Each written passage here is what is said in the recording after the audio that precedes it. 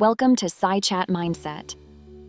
Today, we're exploring the hypothetico-deductive method, the foundation of scientific research. In the scientific method, observation refers to the process of gathering information through the senses or scientific instruments. For example, Ignaz Semmelweis observed that death rates were higher in maternity wards, attended by physicians than by midwives.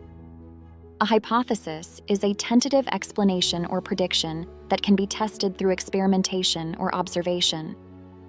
Following the previous example, Ignaz Semmelweis hypothesized that cadaveric matter from autopsies was transmitted by physicians, causing childbed fever.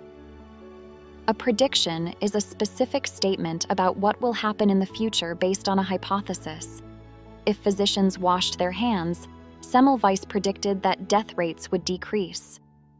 After formulating a hypothesis, researchers use deductive reasoning to predict specific outcomes that can be tested through experimentation.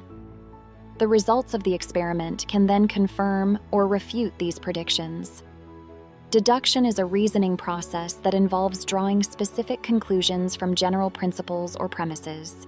An experiment is a controlled procedure conducted to test a hypothesis by manipulating one or more variables while observing the effects on another variable.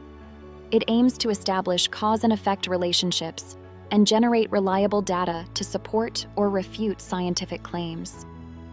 Ignaz Semmelweis tested his prediction by having physicians wash their hands with chlorinated water. The result? A significant drop in deaths. The conclusion of the hypothetico-deductive method assesses whether experimental results support or contradict the initial hypothesis. It helps refine theories and advance scientific understanding based on empirical data. This method helped shape modern science, leading to the germ theory of disease. That wraps up our journey into the hypothetico-deductive method.